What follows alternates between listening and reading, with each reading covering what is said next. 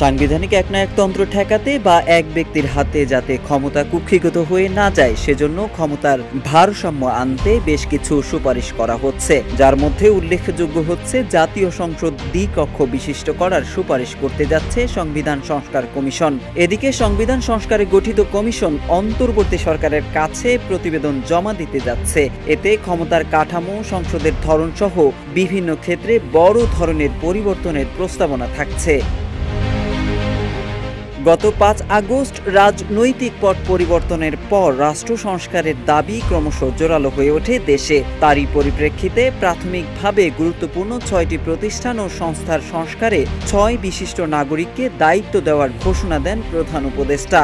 খসড়া প্রস্তাব অনুযায়ী দ্বিকক্ষ বিশিষ্ট সংসদের নিম্ন কক্ষে আসন থাকবে ৪০০, যার মধ্যে নারীদের জন্য সংরক্ষিত আসনের সংখ্যা হবে ১০০টি, আর উচ্চকক্ষে আসন থাকবে ১০৫টি। সংসদের ২ কক্ষ মিলিয়ে মোট আসন হবে ৫০৫টি। কেউ না বুঝলেও আমরা আপনার প্রয়োজন বুঝি, আর তাই তো অত্যাধুনিক ফিচার সম্বলিত বিভিন্ন সাইজ আর কালারের ২৫০টিরও বেশি ডিজাইন অপশন নিয়ে ওয়ালটন স্মার্ট ফ্রিজ বোঝে আপনার প্রয়োজন। সংবিধান সংস্কার কমিশন সূত্র জানায়, তাদের যেসব সুপারিশ থাকবে তার অন্যতম লক্ষ্য হবে গণ অভ্যুত্থানের আকাঙ্ক্ষাকে ধারণ করা এবং সাংবিধানিক একনায়কতন্ত্র ঠেকানো। এজন্য ক্ষমতার বিকেন্দ্রীকরণের উপর জোর দেওয়া হবে, যাতে এক ব্যক্তির হাতে ক্ষমতা কেন্দ্রীভূত হওয়ার সুযোগ না থাকে। একজন ব্যক্তি সর্বোচ্চ কয়টি মেয়াদে প্রধানমন্ত্রী হতে পারবেন তা নির্দিষ্ট করে দেওয়া হবে। ক্ষমতার ভারসাম্য সম্পর্কে বলা হয়, বাংলাদেশের সংবিধানের দ্বাদশ সংশোধনীর মধ্য দিয়ে রাষ্ট্রপতি শাসিত সরকার ব্যবস্থার বদলে সংসদীয় সরকার পদ্ধতি পুনরায় প্রবর্তন করা হয়। কিন্তু সংসদীয় ব্যবস্থার বদলে ধীরে ধীরে ব্যবস্থাটি নিছক প্রধানমন্ত্রী শাসিত ব্যবস্থায় রূপ নেয় বলে মনে করেন অধ্যাপক আলী রিয়াজ। সংবিধানের মধ্যেই ব্যক্তিতান্ত্রিক স্বৈরতন্ত্রের পথ রয়েছে বলে মনে করেন তিনি।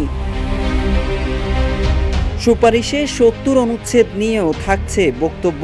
বাংলাদেশের সংবিধানের ৭০ অনুচ্ছেদে বলা হয়েছে, কোনো রাজনৈতিক দলের প্রার্থী মনোনীত হয়ে কোনো ব্যক্তি যদি সংসদ সদস্য নির্বাচিত হন, তিনি যদি নিজ দল থেকে পদত্যাগ করেন অথবা সংসদে নিজ দলের বিপক্ষে ভোটদান করেন, তাহলে সংসদে তার আসনটি শূন্য বলে বিবেচিত হবে। নিজ দলের বিপক্ষে ভোট দেওয়ার সুযোগ না থাকায় সংসদ সদস্যের মত প্রকাশের স্বাধীনতা খর্ব হয় বলে মনে করেন অনেকে। তাই ৭০ অনুচ্ছেদের বিষয়ে সুস্পষ্ট সুপারিশ থাকছে সংবিধান সংস্কার কমিশনের প্রতিবেদনে। বাংলাদেশের বিচার বিভাগ নির্বাহী বিভাগ থেকে পৃথক হয়েছিল ২০০৭ সালে, কিন্তু বিগত দিনে বিরোধী রাজনৈতিক দল ও বিভিন্ন পক্ষ থেকে অভিযোগ তোলা হয়েছে যে বিচার বিভাগ আদতে স্বাধীন নয়, সরকারের ইচ্ছা অনুযায়ী পরিচালিত হয়। প্রাতিষ্ঠানিকভাবে বিচার বিভাগের স্বাধীনতা নিশ্চিত করতে সংবিধান সংস্কার কমিশন তাদের প্রতিবেদনে বিচার বিভাগের জন্য আলাদা সেক্রেটারিয়েট বা সচিবালয় তৈরির সুপারিশ করতে যাচ্ছে। বাংলাদেশে প্রায় ১ দশক ধরে স্থানীয় সরকার নির্বাচন ও দলীয় প্রতীকে হয়ে আসছিল। স্থানীয় পর্যায়ের উন্নয়নের সংসদ সদস্যের তহবিল বরাদ্দ সহ তাদের সম্পৃক্ততা বাড়ানো হয়েছিল। এসব কারণে স্থানীয় সরকার ব্যবস্থা কেন্দ্রীয় সরকার নির্ভর হয়ে পড়েছে বলে মনে করেন সংবিধান সংস্কার কমিশনের প্রধান আলী রিয়াজ।